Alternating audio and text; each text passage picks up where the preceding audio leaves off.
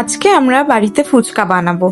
প্রথমে তেঁতুল জলটা তৈরি করে নিচ্ছি। তেঁতুলগুলো ভালো করে জলে গুলে তার মধ্যে ভাজা মশলা, নুন, লঙ্কা গুঁড়ো, চাট মশলা, গোলমরিচ গুঁড়ো আর একটু গন্ধরাজ লেবু দিয়ে তারপরে ফুচকার পাঁপড়গুলো ভেজে নিলাম। যেহেতু আমি ঠিক করে ফুচকাটা বানাতে পারি না, তাই কয়েন পাঁপড়গুলো বাজার থেকে কিনে এনেছিলাম। দিয়ে আলু মাখাটা তৈরি করি। আলু সিদ্ধতে কাঁচা লঙ্কাটা প্রথমে মেখে নিই ভালো করে, তারপর যেই মশলাগুলো জলে দিয়েছিলাম সেগুলোই দিয়ে দিচ্ছি, আর লাস্টে একটু তেঁতুল জলটা দিচ্ছি যাতে টেস্টটা আরো ভালো হয়।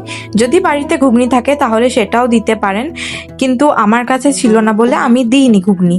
আর ফুচকা ভাজতে ভাজতে দেখো এক হাঁড়ি ফুচকা হয়ে গেছে।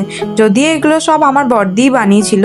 कागज के दो पंख लेके उड़ा चला जाए रे जहाँ नहीं जाना था ये वहीं আর 10 মিনিটেই বাড়ির সবাই মিলে এতগুলো ফুচকা শেষ করে দেয়।